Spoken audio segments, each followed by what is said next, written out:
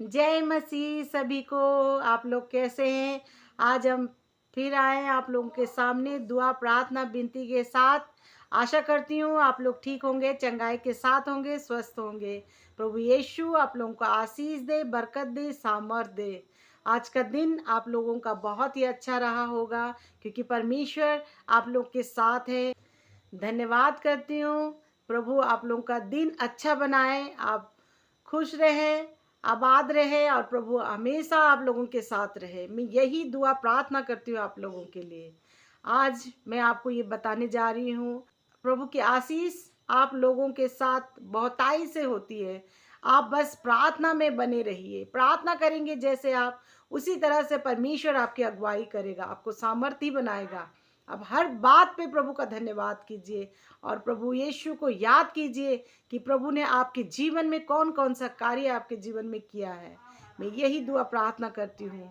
आज मैं आपको ये बताने जा रही हूँ कि बहुत सारे ऐसे लोग हैं जिन्हें बहुत गुस्सा आता है। कभी भी कोई कुछ बोलता है तो वो बहुत जल्दी गुस्सा करने लग जाते हैं। मैं यही बोलती हूँ आप लोगों को कि जब आपको गुस्सा आता है तो आप इतना गुस्सा मत कीजिए, इतना क्रोध मत कीजिए, क्योंकि उस समय जब क्रोध करते हैं तो शैतान हम पे हावी हो जाता है और हमें फिर गलत गलत कार्य की तरफ लेके जाता है।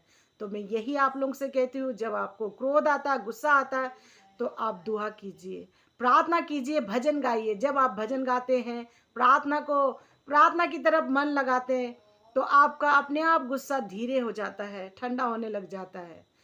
आपको हमेशा इस बात का ध्यान रखना है, अगर कोई आपको गलत कहता है, आपके लिए गलत बोलता है, गलत सोचता है, तो आप उसके लिए भी दुआ कीजिए, उसके लिए भी प्रार्थना कीजिए कि प्रभु उसकी हर एक जुबान को तू बंद कर दे। जो आपके लिए गलत बोलता है, गलत सोचता है, तो आप उनके लिए भी प्रार्थना कीजिए, क्योंकि प्रभु सुधारने वाला प्रभु है। गुस्सा तो बहुत आता है जब हम हमारे लिए कोई बोलता है, उल्टी सीधी बातें करता है, तो ऐसा लगता है कि मैं भी उसको उल्टा जवाब दूं, मैं भी उनके लिए उल्टा सोचूं, उल्टा बोलूं। लेकिन आपको ऐसा नहीं करना है, क्योंकि जब हम क्रोध करते हैं तो हम पाप में गिरते हैं। तो इसीलिए प्रभु कहता है कि क्रोध करो पर पाप मत करो, क्योंकि जो पाप करते हैं हम, तो हम बहुत ही ज़्यादा गलत रास्ते पे चले जाते हैं। हमारा जो सामर्थ्य पिता है, जो हमें सिखाता है, वो हमेशा यही कहता है कि पाप मत करो। अगर हम पाप में गिरते हैं तो उसमें से निकलना बहुत मुश्किल होता है। तो हमारा पिता हमें यही सिखाता है और हमें सामर्थ्य बनाता है कि हम पाप से बचे, हम क्रोध से बचे। हम इस तरह से प्रार्थना विनती करें कि प्रभु हमें सामर्थ्य बना कर रखे, इस तरह से हमें क्रोध में ना पड़ने दे। हम दुआ प्रार्थना विनती को निरंतर करते रहे अपने जीवन में, ताकि हमारे जीवन प्रभु यीशु के नाम से सफल हो जाए।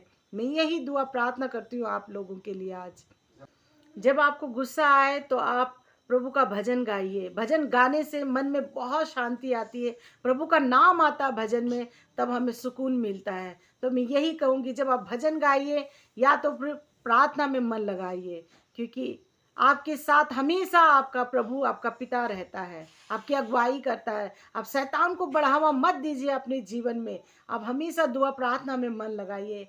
यही दुआ प्रार्थना करते रहिए कि प्रभु तू मुझे सिधाई और खराई से लेके चल, सच्चे मार्ग पे ले चल प्रभु जी। मुझसे जो कोई गुनाह होती है तो उसके लिए तू मुझे क्षमा कर प्रभु जी।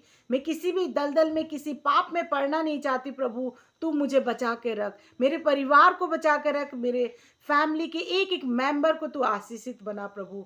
यही दुआ प्रार्थना आपको करना है अपने पिता परमेश्वर से। आज का दिन जो आपको खुदा ने दिया है, आपको पिता ने दिया है, वो भलाई करने के लिए दिया, अच्छा बनने के लिए दिया है प्रभु। वो आपसे कहता है कि आप अच्छे और सिधाई से चलेंगे, खराई से चलेंगे, तो आपका जीवन सफलता की तरफ बढ़ते जाएगा। आप यही दुआ कीजिए, यही प्रार्थना कीजिए।